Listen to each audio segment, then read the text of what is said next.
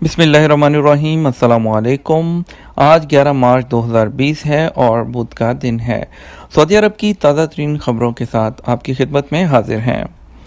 سب سے پہلی خبر شامل کریں گے کہ بینکوں پر فیس وصولی کی حقیقت کیا ہے۔ ایک سعودی بینک نے مختلف خدمات پر فیس عائد کرنے کا عندیہ دیا ہے۔ سوشل میڈیا پر اس فیصلے پر ناراضگی کا اظہار کیا جا رہا ہے۔ بینک نے عندیہ دیا تھا کہ 24 اپریل 2020 سے اندرون ملک ترسیل زر کی فیس 80 ریال، 1 لاکھ ریال یا اس سے کم رقم جمع کرانے پر 150 ریال اور چیک جمع کرانے پر 80 ریال فیس چارج کی جائے گی۔ سعودی شہریوں نے اس پر ناگواری کا اظہار کرتے ہوئے کہا ہے کہ اگر بینک خدمات پر فیس وصول کی گئی تو اس سے اکاؤنٹ ہولڈرز کو بڑا نقصان ہوگا۔ دیگر سعودی بینک بھی یہی نظام اپنا لیں گے۔ متعلقہ سعودی بینک نے اس حوالے سے یہ وضاحت دی ہے کہ یہ فیس انڈیویجول اکاؤنٹ ہولڈر سے نہیں لی جائے گی، اس کا تعلق انڈیویجول سے نہیں ہے۔ ساما جو سعودی عربین مانیٹری اتھارٹی ہے، اس نے اس سے قبل بینکوں کی فیس کی ایک نئی گائیڈ بک جاری کی تھی، جس میں بتایا گیا تھا کہ مقامی بینک عام اکاؤنٹ ہولڈر سے مختلف نجی بینک خدمات پر کتنی فیس وصول کر سکتے ہیں۔ ساما نے گائیڈ بک میں ایک بینک سے دوسرے بینک جو ٹرانسفر ہے اس کی 7 ریال فیس، عام ترسیل زر کی فیس 5 ریال اور بیرون مملکت موجود بینک کے لیے ترسیل زر کی فیس 50 ریال مقرر کی گئی۔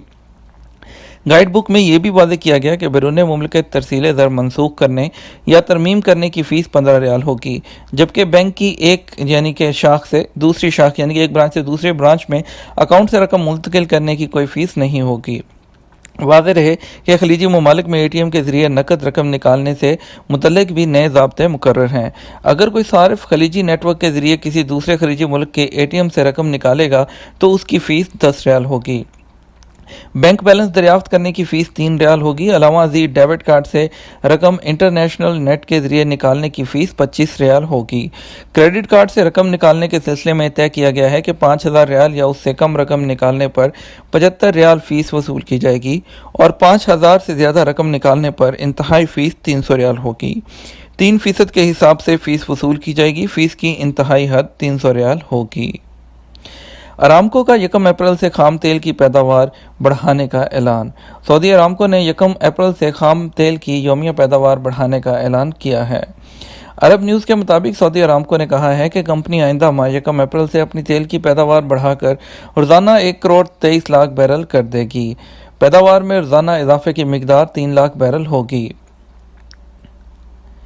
اگلی خبر شامل کرتے ہیں کہ سعودی عرب میں اب تک 5 لاکھ افراد کی اسکریننگ کی گئی ہے۔ سعودی وزارت صحت کے ترجمان ڈاکٹر محمد العبد العالی نے پھر کہا ہے کہ سعودی عرب میں تمام مریضوں کی صحت تسلی بخش اور خطرے سے باہر ہے۔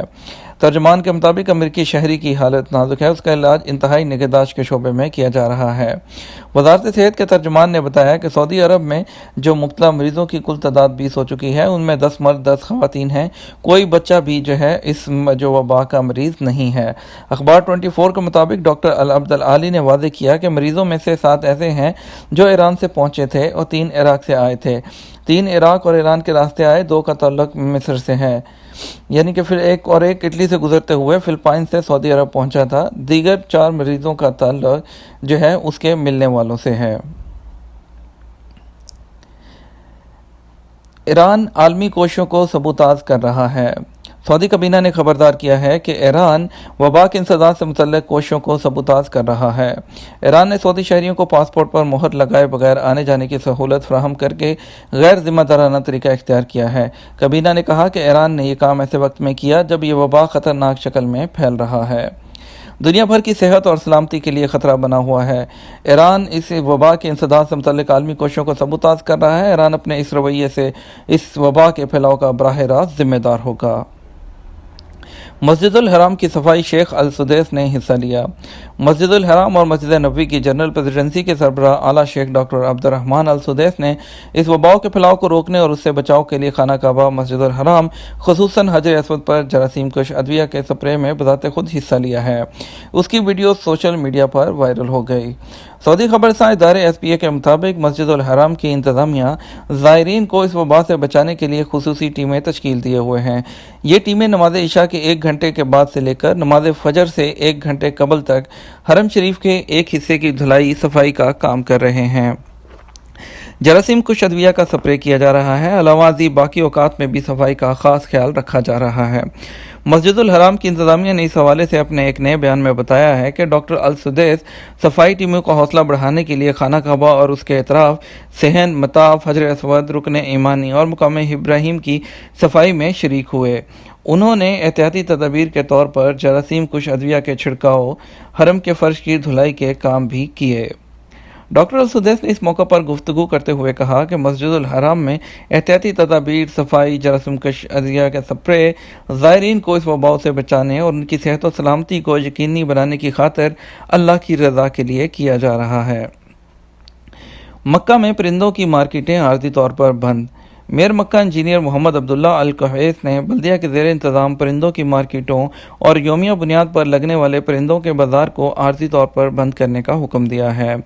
ویب نیوز سبق نے میئر مکہ کی جانب سے ریجنل بلدیاتی اداروں کو احکامات جاری کرتے ہوئے کہا کہ احتیاط کے پیش نظر مکہ میں پرندوں کی روایتی مارکیٹ کو عارضی طور پر بند کر دیا جائے۔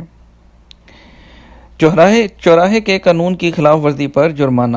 سعودی ٹریفک پولیس کی جانب سے کہا گیا ہے کہ چوراہے پر پہلے داخل ہونے والی گاڑی کو راستہ نہ دینا ٹریفک قانون کی خلاف ورزی شمار ہوتی ہے، جس پر 900 ریال جرمانہ کیا جا سکتا ہے۔ پولیس کا کہنا ہے کہ ٹریفک قوانین لوگوں کی حفاظت اور سلامتی کے لیے مرتب کیے جاتے ہیں، ان پر عمل کرنا ہر ایک کا فرض ہے۔ جس چوراہے پر ٹریفک سگنل نہ ہو، دونوں جانب سے آنے والی گاڑیاں یکساں طور پر چوراہے میں داخل ہونے کی صورت میں قانون کے مطابق دائیں ہاتھ کی جانب سے آنے والی گاڑی کا حق ہے کہ وہ چوراہے کو پہلے عبور کرے۔ بائیں ہاتھ کی جانب سے آنے والی گاڑی کے ڈرائیور کو چاہیے کہ وہ انتظار کرے تاکہ دائیں جانب سے آنے والی گاڑی چوراہے کو عبور کر لے۔ سعودی امداد چینی شہر پہنچ گئی۔ شاہ سلمان امدادی مرکز برائے فلاح انسانیت کی جانب سے متاثرہ شہر میں طبی امداد اشیاء اور آلات پر مشتمل نئی کھیپ پہنچ گئی۔ امدادی اشیاء میں متنوع نظام تنفس کو بحال کرنے کے آلات سمیت مریضوں کی نگرانی کرنے والے کمپیوٹرز اور دیگر آلات شامل ہیں۔